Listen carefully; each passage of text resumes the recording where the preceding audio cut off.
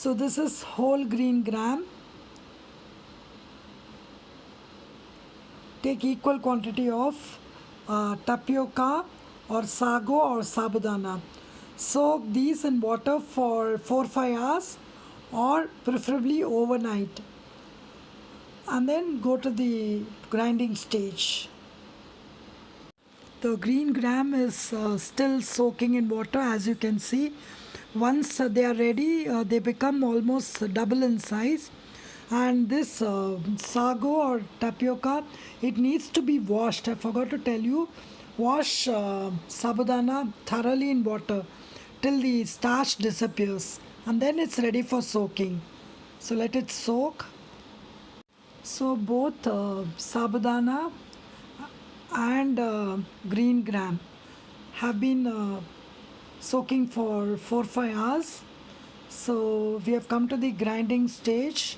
Though sabudana has soaked well, green gram maybe it needs more soaking, but it's okay. I'm going to the next stage, that is of grinding.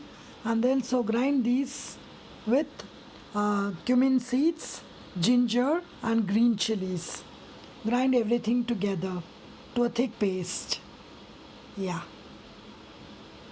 So this is the sabudana or sagu paste. First I put it in the mixie, so this is how it will look. So now next we'll go on to the green gram grinding.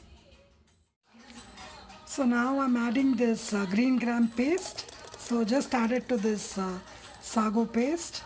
That's all. Then add salt and Asaefotida, and it's ready for dosa making. That's all. So mix it well.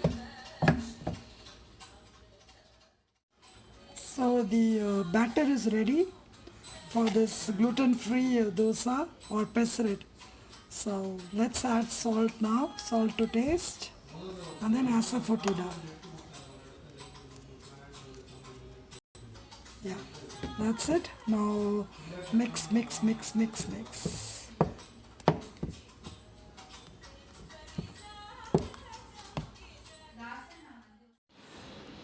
So let's go to the dosa making stage.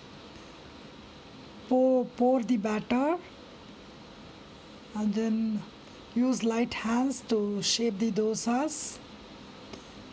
Keep the batter thick.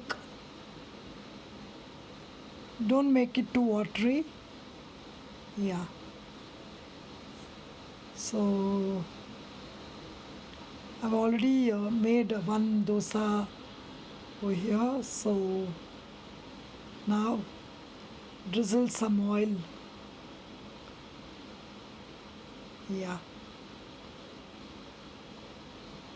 So here are the dosas, sabudana and the Mung dal dosas getting ready. Yeah, so they are very light. It takes time to cook though. So have a little patience. It takes as long as rava dosas. Yeah, they look so yummy. See, the dosas are ready. They look so fluffy. Yeah. Yummalicious.